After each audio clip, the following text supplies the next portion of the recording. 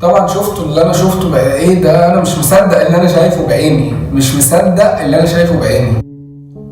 السلام عليكم ورحمه الله وبركاته، ورجعت لكم في فيديو جديد. ازيكم عاملين ايه؟ فيديو النهارده مختلف شويه. فيديو النهارده انا مش طالع عامل رياكت ولا طالع اتكلم عن اي حاجه. فيديو النهارده انا طالع اتكلم على شويه مشاكل حصلوا لي في 2022. وقبل ما ابدا اتكلم في اي حاجه عايز اقول لكم كل سنه وانتم طيبين وهابي نيو يير 2023. بس قبل ما ابدا اي حاجه عايز اتكلم معاكم في قلب الموضوع اللي انتوا داخلينه اصلا عشان الفيديو عامه.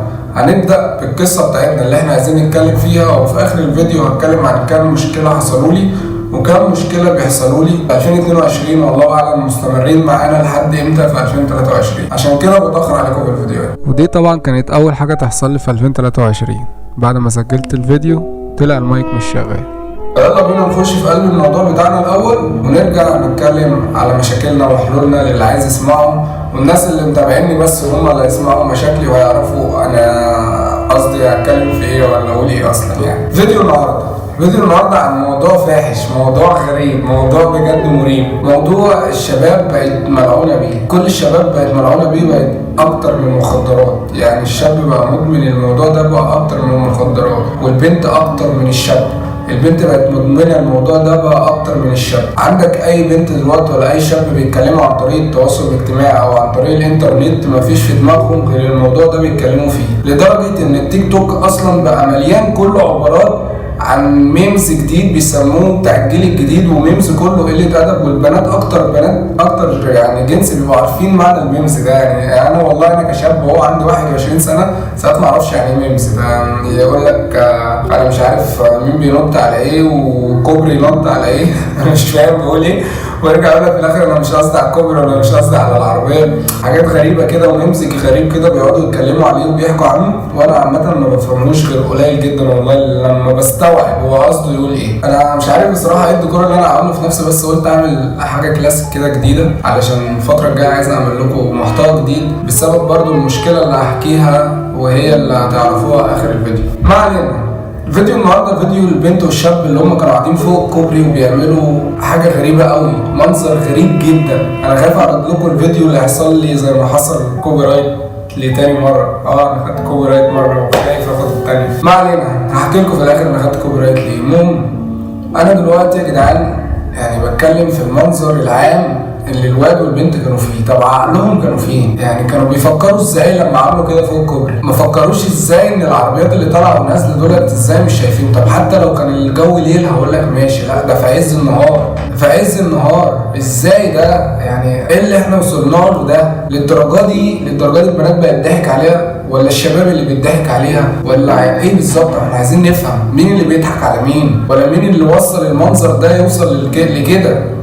مين اللي وصل الناس توصل للمنظر ده؟ وكمان مش دول بس، ده دول بس علشان الفيديو طلع ترند واتشهر، لا في غيرهم كتير وفي فيديوهات كتيره وفي حاجات كتيره قوي منشوره ومش مشهوره بس منشوره، وفي حاجات بتتصور وفي حاجات بتحصل وما بتتصورش كده كتير. بيحصل الحاجات دي كتير. مين بقى بيضحك على مين؟ هنقول الشباب بتضحك على البنات ولا البنات اللي بتضحك على الشباب؟ لان دلوقتي البنت بقت تفهم عن الشاب 24 قرار. يعني البنت اللي بقت تطلب الحاجه دي من الشاب. انتوا متخيلين انا بقول لكم ايه؟ وانا اسف طبعا لكل بنت بتتفرج عليا، مش البنات كلها زي بعض، اكتريه البنات طبعا محترمه ما تعرفش الكلام ده، بس في بنات وصلت اكتر من كده وفي شباب بتوصل لاكتر من كده وفي شباب بتلعب بعقول البنات. بس ما نوصلش ان احنا على فوق الكوبري في عز النهار عربيات رايحه جايه والناس في البلكونات بتتفرج علينا ونوصل للمنظر ده. ايه ده؟ تعالوا نشوف الفيديو كده. بس انا مش هبين فيه المشهد اكيد طبعا، علشان حتى سيبك من الكوبي رايت اللي انا هاخده كده، الاطفال اللي بتتفرج علينا ما ينفعش تشوف المشهد ده اصلا. يعني تعالوا نشوفه ونرجع تاني.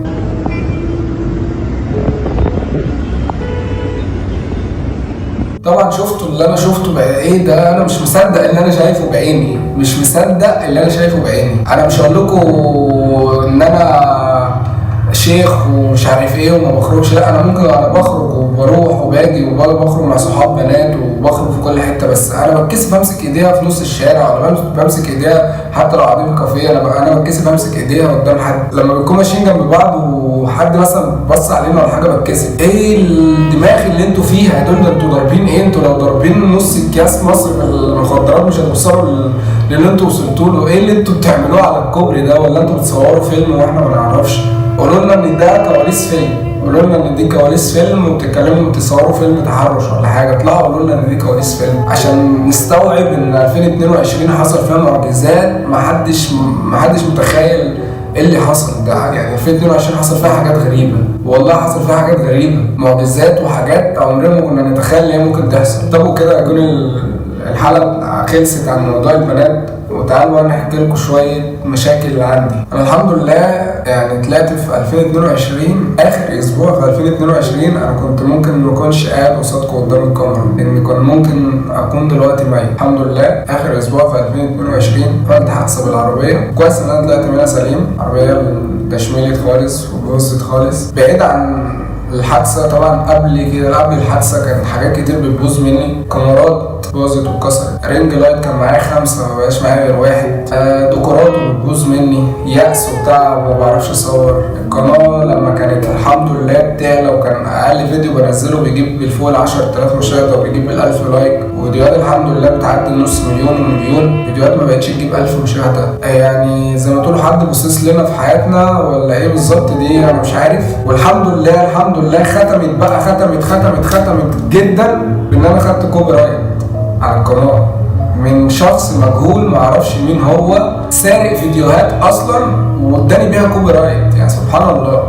فعشان كده طالع اقول لكم ان فتره الرياكت انا مش هعمل رياكت لفتره كبيره، واحتمال الغي الرياكت خالص. عامه بفكر في محتوى جديد، والمحتوى اللي انا نفسي اكمله اصلا اللي هو الافلام. نفسي اكمل لكم افلام ونعمل قصص جميله، بس انا معيش ولا تيم ولا حد يشجعني ولا انا عندي نفس ان انا اصور. انا حرفيا انا مش عارف ازاي انا قاعد اصلا بصور لكم الفيديو ده انا قاعد بصوره لكم بالعافيه. اكتئاب، حزن، حادثه بالعربيه، ادوات بايظه ورنجات بايظه ومتكسره، طالع من 2022 متدمر الحمد لله. بس ربنا رايد ان احنا نبقى عايشين لسه، وربنا رايد ان انا اطلع من الحادثه سليم وعايش عشان اكمل لكم. الله اعلم بكره مستخبي لنا ايه. ربنا ما كرمناش في 2017، ما كرمناش في 2018، في 2019 وفي 2020 و2021 و2022، 6 سنين الحمد لله ما شفتش فيهم فرح او خير او انبساط او ان انا اوصل لحلمي. مفيش. 2017 عشان ابقى صادق في كلامي، انتوا لو دخلت على الشانل ودخلت على الاحصائيات بتاعت القناه تلاقي القناه منشأة من 2017 وانا من 2017 بصور. ده غير ان انا كان عندي قناتين اصلا قبل القناه دولت واتقفلوا. يعني انا بادئ من قبل كده بكتير، انا بقالي اكتر من 8 سنين في المجال وازيد كمان، وكنت بادئ في مجال المهرجانات وكنت بادئ مع ناس قبل ما اعمل ميديا وقبل ما اخش في التشانل. انا بقالي ازيد من 8 سنين كمان او 9 سنين ما اعتقد. محدش يعرف ربنا مخبي له ايه، هل فعلا ممكن انجح في مجالي ده انجح في مجال تاني، بس الحظ مش معانا. وفي 2022 اتدمرنا جدا، سنه وحشه جدا وعدت علينا الحمد لله، وادينا مكملين في 2023 والكوبي رايت دوت معانا لحد شهر 3 في 2023، 3 شهور عقبال ما يتشال.